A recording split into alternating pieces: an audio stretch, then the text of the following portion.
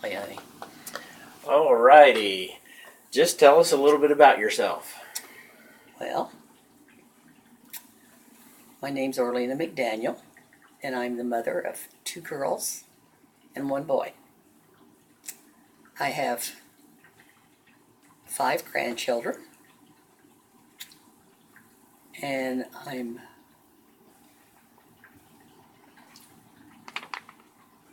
married, and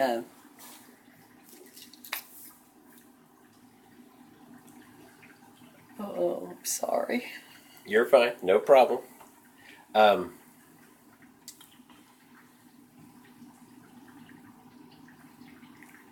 you had a great surprise happen. Tell us a little bit about that. Yes, a year ago, on my husband's birthday, I received a phone call from an arbitrator trying to find me, make sure that I was Orlena. And I told her yes, and she asked me if I would talk to her for a while. And so I agreed. And she asked me if I'd had a birth 60 years ago. And I said yes. But lo and behold, to me, I didn't know whether I had a boy or a girl to the time that I talked to her. And I think that was one of the first questions I asked her. I said, "Can you tell me if it was a boy or a girl? Because I never knew." And she said, "Yes, you had a son." I thought, oh, there's that boy I always wanted. And then the next step was that my daughters and my husband didn't know anything about this little surprise. So, being it's Kurt's birthday, I went out with him and all night long kept thinking, how in the world am I going to tell my family this? Because to me, growing up, I felt ashamed. And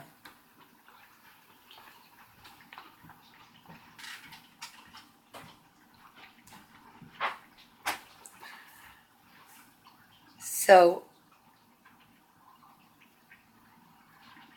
I went ahead. When we came next morning, I believe, Kurt, I asked him, "Kurt, I need to talk to you about something." And my heart was just full. I thought, does Kurt love me enough to accept all this or not? But in my heart, I knew he did. So, of course, I made Kurt sit down. He rarely sits down to talk to me. I have to catch him off guard. And I said, "Kurt, I have a skeleton in my closet, and it needs to come out." And I just sat there, and he says, "Well, tell me." So I told him, I said, "I have a son." And then I told him this story, that it was during the war, and I met a serviceman in Champaign. And I was 18 years old, just really a kid, I found. Or now I find out how young 18 is. When I look at my granddaughter and she's 18, and I think, oh my, no wonder I was like I was. And I became pregnant. Well, then I was just frightened. I told my folks, and back then they just sent you away. That was the thing then. It was I think something to be ashamed about. So I think all these years is why I felt so ashamed. And Kurt just accepted it. Just I can't tell you how I felt. I knew that he accepted. So I had told the operator to give me at least till Wednesday to make up my mind what I wanted to do, because I knew that I had to talk to my family first. And with Kurt being okay with it, then I kind of went to the girls next and said I wanted to talk to them together. Sean was to come home the next weekend. And lo and behold, my girls, like they are, couldn't wait till next weekend. So they were trying to figure out how they could get my story out of me, what I wanted to talk to them about. Well, Allison thought it was my health issues because I have so many. And my good-natured little Sean thought her dad had won the lottery. And I said, just that's the difference in the personalities of the girls. And they're beautiful girls. And so they figured out they could talk to me over Skype. Well, Allison wouldn't come over here for me to talk on Skype because she's afraid of bad news. So we went from her house to Michigan, Kalamazoo, to my house. So Dad and I were sitting in there behind the computer. The girls came on and they said, okay, Mom, tell us what you want to tell us. And I just turned around at Kurt and I said, oh, Kurt, what do I do? And he says, just spit it out. So I started with the girls that I had a story to tell and it needed to be told. And I told them they had a brother. And all my girls' looks on their faces. It was just instant, like, totally stopped everything just for seconds. And then just delight. And then, of course, I got one question after another. And I said, girls, I don't even know that much. I haven't even talked to anybody yet. I will talk to him next week. So I just told him everything that I knew. And then it was wait. Phone rang constantly. The girls asked me all kinds of questions. Of course, I was anxious myself. And so we got acquainted over the telephone. Bob and I did. That's my son's name. And just, he came into our lives slowly, but it just was a miracle. Just like a load was off my shoulders all those years. And I often wondered what I would do. But it wasn't hard at all. The time was right.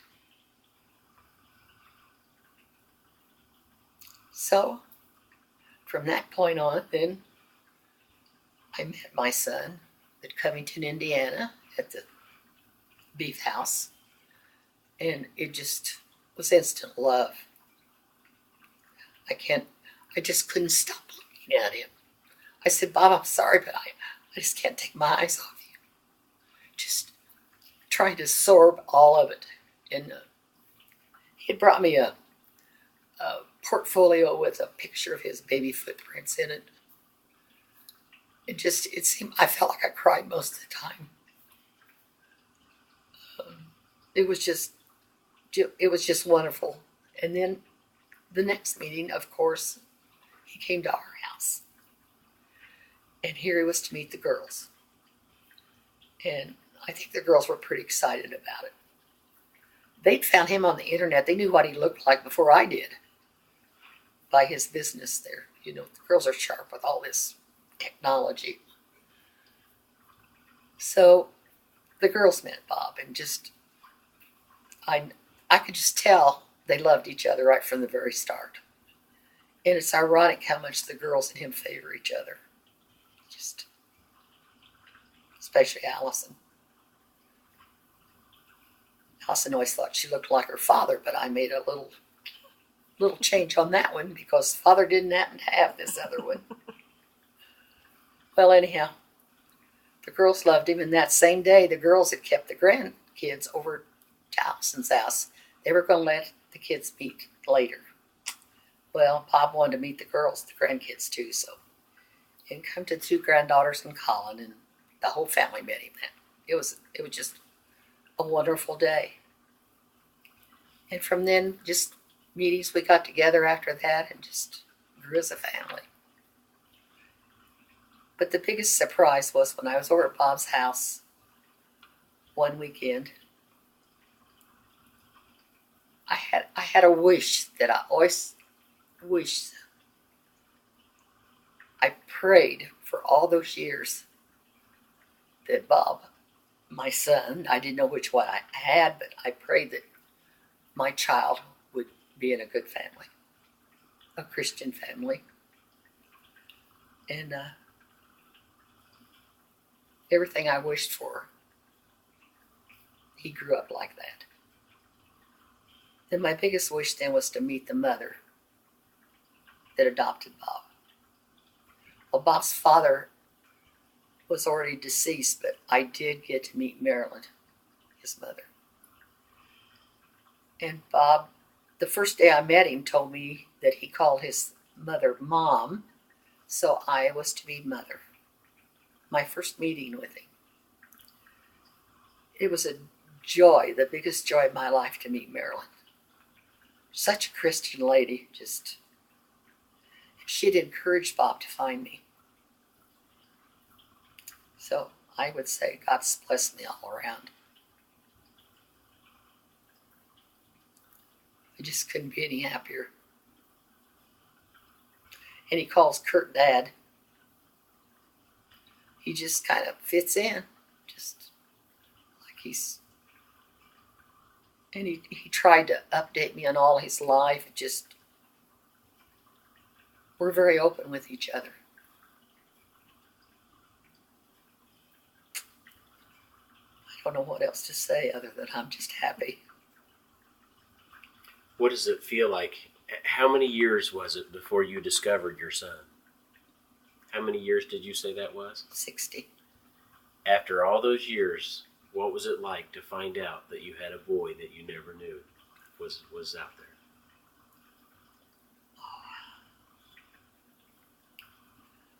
I can't explain how all those years not knowing whether it was a boy or girl affected me. I imagine there were people that knew what I had but didn't tell me. And I guess I didn't ask. I didn't. My heart always felt heavy. Like part of me was gone, and it was. I just was excited. I felt wonderful when I found out about it. But I kept it all through Kurt's birthday dinner that night. And I told the arbitrator to give me till Wednesday to decide. Well, the very next morning I got Kurt and said, honey, please sit down. I want to tell you something. Then it was the girls then. My family's just close. How did that weigh on you, having to carry that big secret for all those years? Terrible. It was... The only person I could talk to was my older sister. And I don't believe I even opened up to her. Her husband was in the service. So Amanda wasn't here when this happened to me. She's 15 months older than I am. And I don't know, I was going through a lot of depression times. And I talked to Amanda about it then eventually. And she didn't know about it, she said. And she just helped me through it. She was there for me. And I told her, I said, Amanda, what will I do? Because at this time, I know people were finding their parents. What would I do if I got that phone call or that knock on the door? Well, I just wish that all the knocks on the doors and all the phone calls would end up as happy as mine have. What would you say to families who have been separated from loved ones based on your experience? What would you say to them? You mean about finding their parents? Mm-hmm. Well, I've heard, Bob, where some of those issues don't work out. They're not good. And the operator told me this, that many times it doesn't work out. Mm-hmm. But God gave me my son back. There's just miracles happen. Try. If it's in your heart to find your mother, do. And I let my son Bob know who his father was. I did remember that. And since then he's tried to locate him, but he thinks he's found him, that he was deceased in the war. So I haven't talked to him lately about that. But he was happy to know to know my health issues.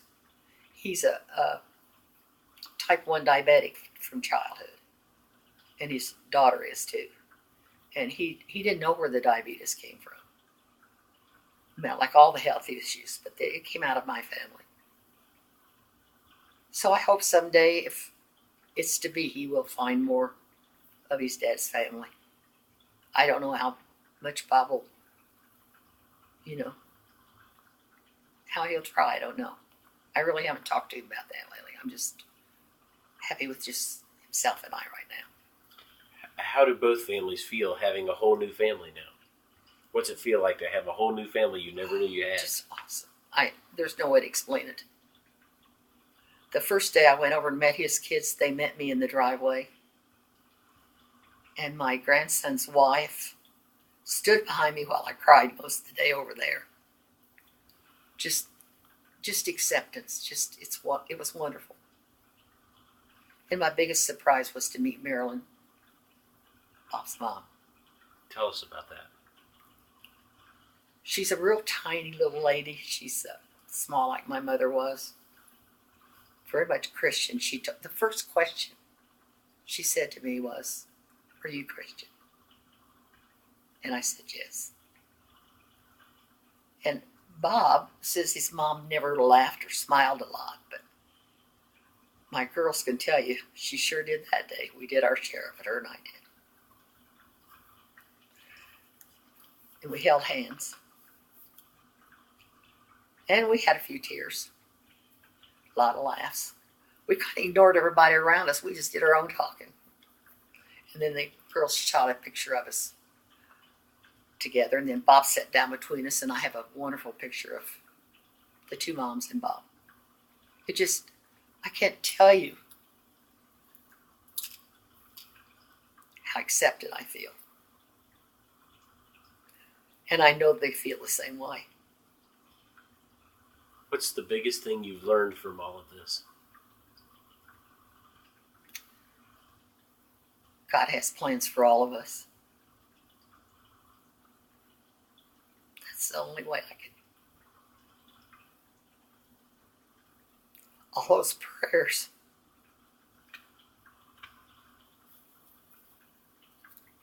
I don't know, just.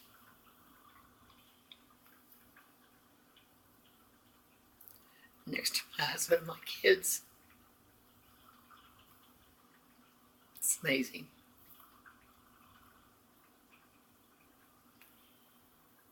There's so much love.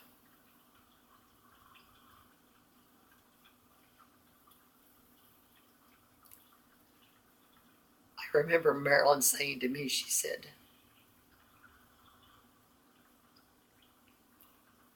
"I want to share him with you."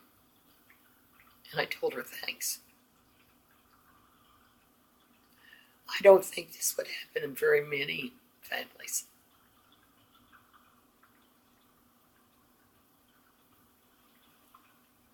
But I'm sure glad it did mine. What was the first thing Bob said to you when he met you? We were sitting where we could see the entranceway coming in. And I knew immediately it was him. And he looked down to work right down the hallway when you walk in. And he said he knew it was me. I guess somebody gave me some pictures of me or something. But Kurt stood up to greet him. And my back being like it is, I just stayed in my chair. And Kurt started to sit back down, and Bob just kind of moved him around so he could sit by me. I remember that. Of course, I got a big hug and a kiss to start with. And I met his wonderful wife. She's the one that really, really helped Bob find me. She's Bob's second wife, but Lisa's a wonderful person. I really love her.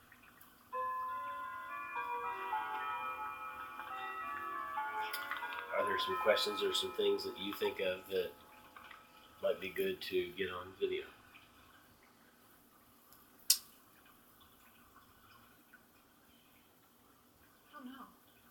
think the main highlights you got. The day she met Marilyn, the day we met him. I don't think so. I think that's good. Is that good? Well, Think another anything? highlight to me, Bob, is maybe it was the second trip over here when they came over once and they were getting in the car to leave. And Bob called Kurt Dad. That had a tremendous effect on me. And Kurt treats him like he is one of the kids. It just makes it all okay. Everything's okay.